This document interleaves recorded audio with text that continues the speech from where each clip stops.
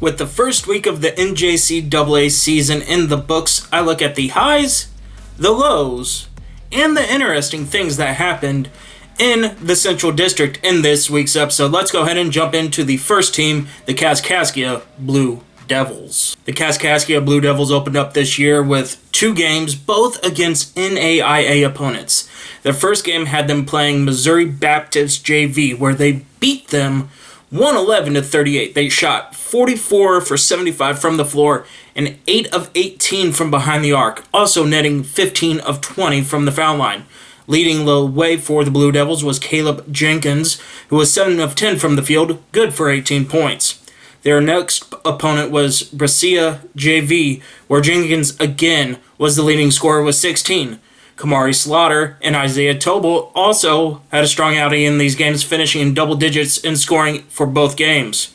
Kaskaskia this week will play an old district foe in Southeastern Illinois College on November 7th, Election Day, before going to Missouri Baptist on November 9th. Another team that saw themselves have a fantastic week were the Olney Central Blue Knights, who saw themselves going 2-0 after beating Indiana Elite Prep 116-66 on opening night. Delshawn Sims and Jacoby Thompson led the way with 24 and 22 points respectively for the Blue Knights. Also in double figures was Jacofo Thomas, who had 17, going 7 of 9 from the field. The game against Wilbur Wright went more of the same for the Blue Knights, as they once again hit the 100-point mark, winning 101-58. Darian Lewis and Thompson. Darian Lewis had 15, and Thomas again led the way with 15 as well, while 4 of 5 starters hit double digits. The only downside of the night was the Knights were 12 of 32 from 3 while going 9 of 20 from the foul line. They'll have to tighten that up against big-time foe Monroe as they fly in from New York to take on the Knights on November 9th. And the good times, they keep on rolling for the district as the Saints of Shawnee go 3-0 in their opening week and look impressive doing it, especially in the VU Kiwanis Classic. They open up the week with a 84-51 win over Seamill Prep. Johnny Anderson led the way for the Saints, going 9 of 12 from the field with 20 points.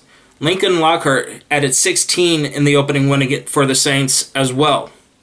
Then they come to VU and face 2 very tough teams in Columbia State and Schoolcraft. They open up against Columbia State, where they won a game that not a lot of people thought they were going to win, and shocked the Chargers of Columbia State, winning that game 69-63. The Saints again were led by Anderson and his 24 points, while having 3 other starters in double figures. The only problem I really saw against the Chargers for the Saints was that there was no bench play. And in this district, especially later on, once you get into Ina, bench play is going to be crucial. Their last game of the week, they barely edged out Schoolcraft, winning 63-62. Anderson and Lockhart were the only 2 Saints in double figures. I do want to point out that Jonathan Banthner netted 8 points, including the game-winning free throw, with 18.7 seconds left to go in the game. Shawnee will look to go 4-0 against WKC-TC on November the 8th. We talked about some of the good that happened in the district this week. Now let's talk about, unfortunately, some of the bad. Wabash Valley started their campaign against Triton, and they fell 80-59, and they looked bad doing it too. They shot only 34% from the field and 13% from behind the three-point arc. Muja Burton led the way for the Warriors with 15 points in the loss. Lucas Henderson and Julian McGowan were also in double figures with 12 and 10 respectively. Andron Sprinkles was the only reprieve off the bench. He added 10 points as well. Unfortunately, at the time of this recording, I don't have any stats for their second game. All I know is that the Warriors lost to Moravian Valley 74-72. If I get some stats by the time, or when the stats become available to me in the next week's episode, I will go ahead and talk about that game more in depth. If not, all I can say is that Wabash Valley starts their season 0-2 and really against Triton, who's a very good opponent who goes to Hutch regularly. They did not look good.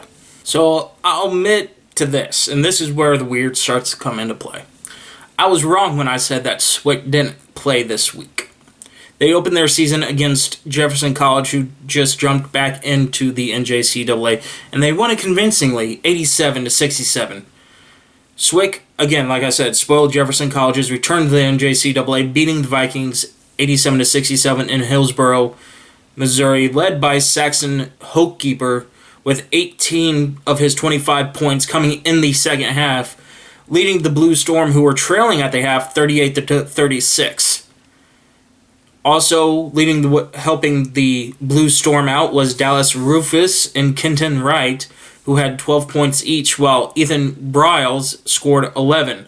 SWIC will play Mineral Area, like I said, on November 8th, and that's going to be a very interesting game as Mineral Area defeated the preseason number 4 and defending national champions John A. Logan College. And I'll talk about Logan here in just a minute. Like I said, I didn't say this last week because the polls came out as I was recording the segment with Coach Davis, and I had every preseason thing already wrapped up at that point. But Logan came into the season at number 4 in the preseason polls. Defending national champions, top 5, even after they lost all that talent. And again, here's where the weird comes in for this district. Logan went 0-2 this week. Not only did they go 0-2, they looked bad doing it too. I mean, again, granted, they lost a lot of talent from that national championship game. They opened against Mineral Area. That final score was 89-60. Julian Norris and Cameron Boone scored 11 points each for Logan, while Elliot Londas scored 10. Logan connected for only 38%, 21 of 56, from the floor, and 4 of 15 from behind the arc. They didn't look much better Saturday as they lost to the host Three Rivers, 91-74. Like I just mentioned with Wabash Valley, there were no stats available to me after this game. NJCAA didn't have anything up. Logan didn't have anything up. Now, Three Rivers had some, but only for their players, and Dave Hunter could not find any stats on this game as well. Like I said, I will touch on the Three Rivers game if stats become available to me between now and next week's episode, but like I said, Logan did not look good last week. That being said, they look to right the ship as they head to Vincennes and play in the VU McDonald's Classic. They will open up against a very tough Monroe team. Again, Monroe has a really tough schedule this week. They play Olney on the 9th, Logan on the 10th, and VU, spoilers, on the 11th. And so they'll play, like I said, Logan will play Monroe on the 10th, and then Daly on the 11th. Dave Hunter has kind of nicknamed this McDonald's Classic Big City versus Little Town, as Monroe is from New York, as I mentioned. Daly is from Chicago, Illinois. And you have rural Logan and rural VU. And here's the last bit of weird that is coming in this episode of the podcast, and that's the Lincoln Trail Statesmen. They lost against a tough opponent in Kankakee, losing that game 73-63, starting 0-1 on the year. The Statesmen were led by Jamaris McCray, who had 16. As the team themselves shot 24 of 62 from the field, 11 of 19 from behind the arc. And here's the weird part. They were scheduled to play Brescia JV on Saturday, but that game was canceled. I don't know why. Sometimes, I guess, traveling or whatever, double booked or something, that happens.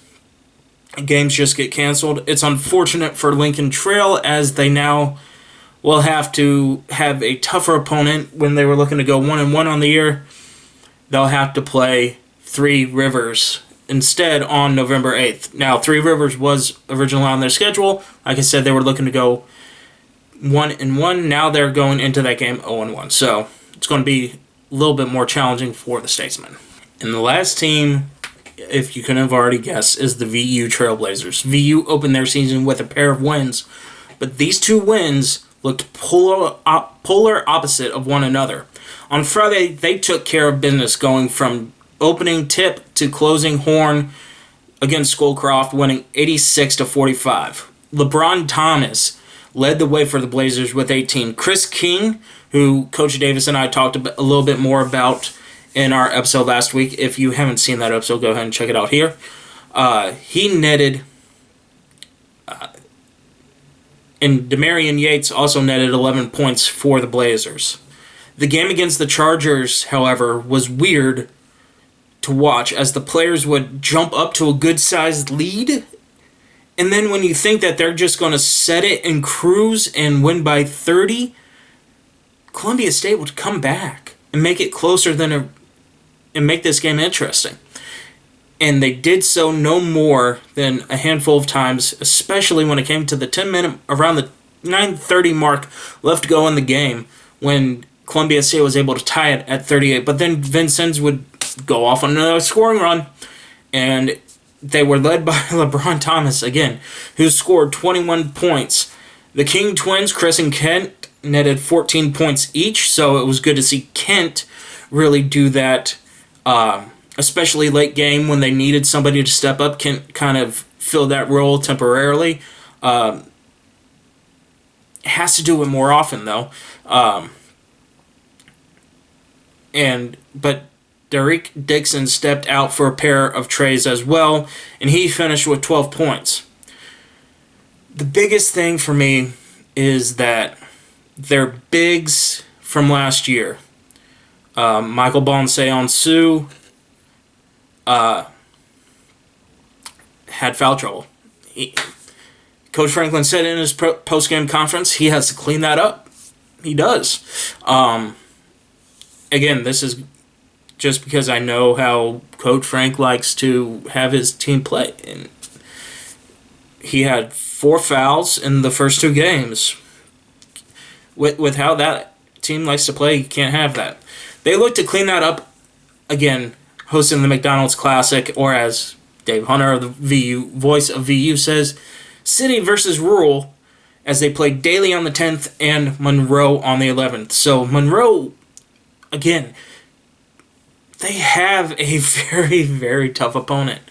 3 opponents in back-to-back-to-back games, and maybe that will be good for VU getting the very last of Monroe. So with the week recap of things being over with, let me go ahead and jump into some of the games that I'm preparing to watch this week. The first one is going to be Saturday, November 11th, as Wabash Valley plays their only game of the week, and against Harry S. Truman. It's going to be interesting to see how these kids can really rebound after losing badly against Triton and losing in a close game against Moran Valley.